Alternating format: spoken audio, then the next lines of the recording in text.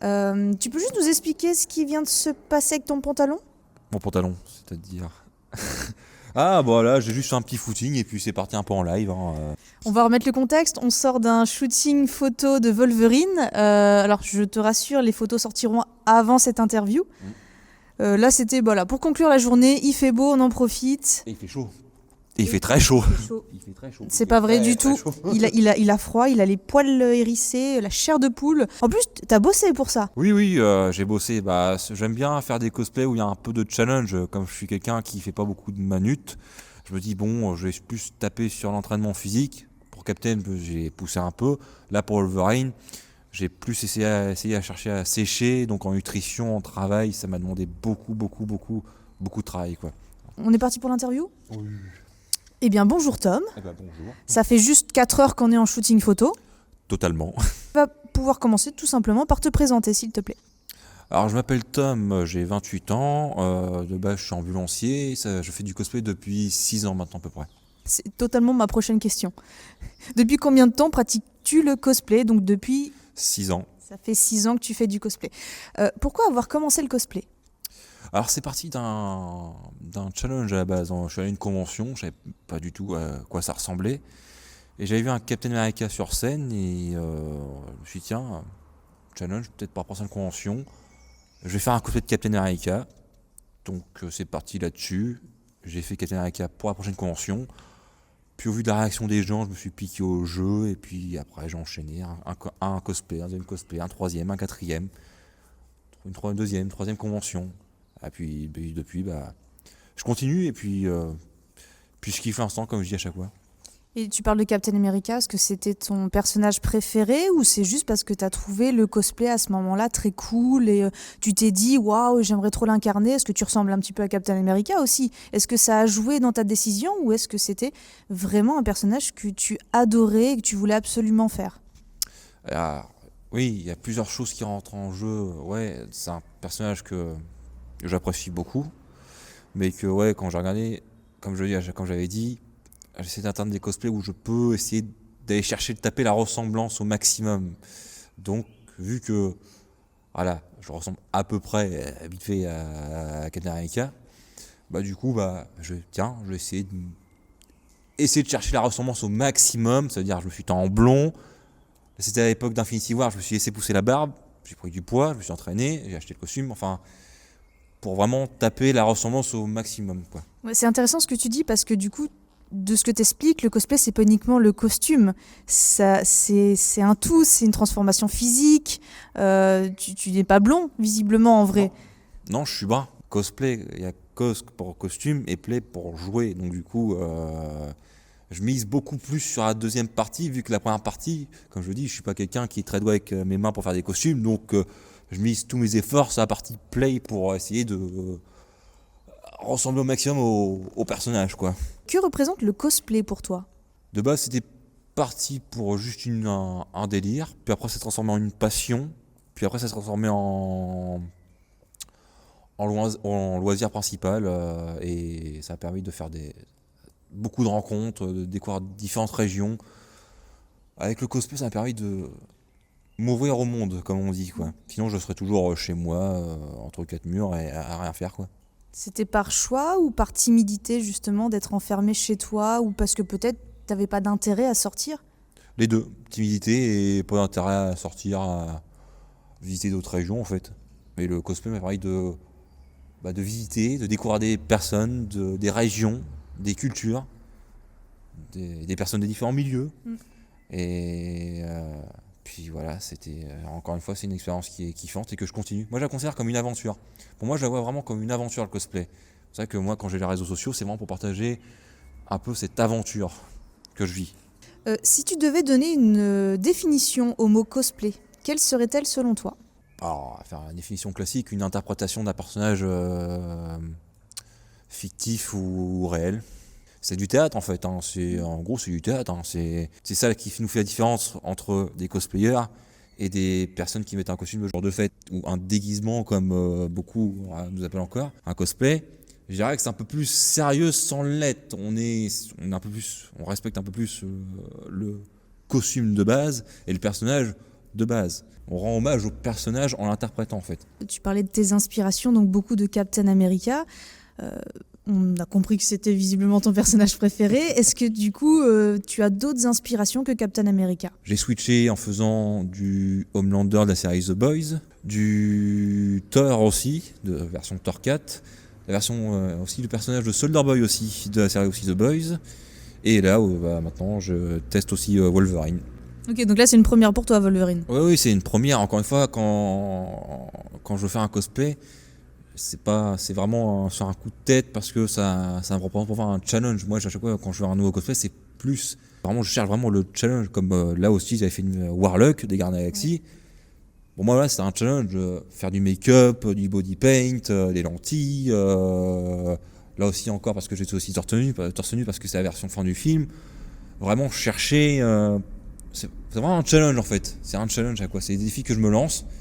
Je réussis pas, tant pis. Mais au moins, c'est le fait de l'avoir essayé de le faire quoi. Et du coup, Wolverine, pourquoi tu es fan du personnage ou c'est suite au dernier film Deadpool et Wolverine qui a fait un carton au cinéma, donc tout le monde, je suis sûr on va avoir plein de Deadpool et plein de Wolverine en convention, ce qui est déjà un peu le cas. Est-ce que c'est suite à ça ou est-ce que du coup tu t'es dit non, ça fait quand même un bout de temps que j'aimerais beaucoup faire Wolverine et du coup allez vas-y je le tente? Alors, je vais pas mentir, évidemment, le dernier film et la scène que tout le monde a vu, tout le monde a vu la merveilleuse scène. Qui n'est pas toujours atteignable en vrai d'ailleurs, cette déshydratation, elle n'est pas... Non, bah oui, je savais très bien que quand j'ai vu cette scène, je me suis dit, bon, encore une fois, je me suis dit, tiens, un challenge à aller chercher, parce que je sais qu'il y aura, comme tu l'as dit, il y aura beaucoup de Wolverine et beaucoup de Deadpool, mais je sais qu'il y a beaucoup de Wolverine qui vont faire la version avec tout le costume en entier. Et moi, à chaque fois, je veux jamais faire comme les autres.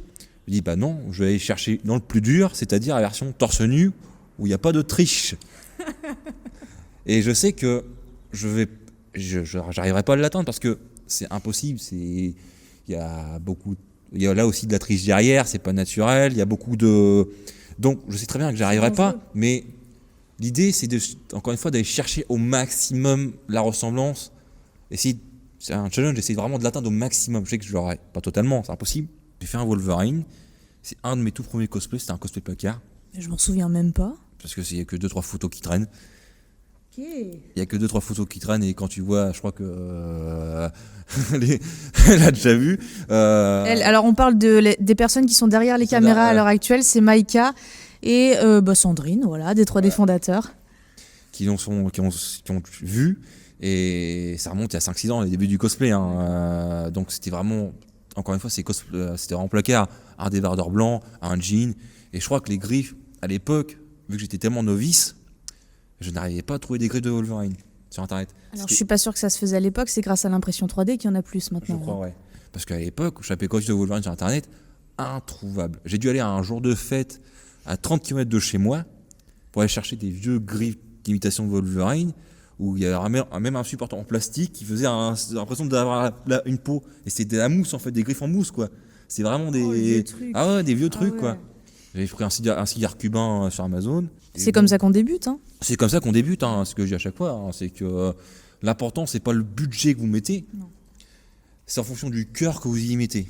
Un cosplay, j'en vois plein des cosplays qui, avec juste c'est une image, juste deux bouts de bois et une ficelle, mais l'idée est tellement originale et la passion est tellement dedans que il y a respect. Je m'y protège au jeu, il y a respect. Alors qu'il y a des personnes qui mettent une fortune dans une armure, un costume, machin. Si la personne, elle fait la gueule dedans, la mur, j'ai pas envie de la voir. Ça me fait penser, je fais une petite pub à Madly Cosplay qui en général fait des cosplays que personne ne fait, mais un roleplay incroyable. Et même si c'est pas un univers que je connais, ça donne envie d'aller la voir, de la voir jouer, interpréter son rôle. Et c'est magique. Et pourtant, quand elle t'explique comment elle a fait son costume, tu te dis, c'est tout con. Enfin, il y a du travail derrière, attention. Mais elle a un tel roleplay que ça donne tout de suite son personnage, il est vivant en fait. Oui, vraiment. Je pense que le truc principal dans le cosplay, c'est vraiment à quel point tu mets du cœur dans l'interprétation de ton personnage. Faut pas se prendre la tête et comme je dis à chaque fois, il faut kiffer l'instant, quoi. Tu kiffes l'instant. Du coup, est-ce que tu as d'autres passions en dehors du cosplay ? Alors le curling sur glace.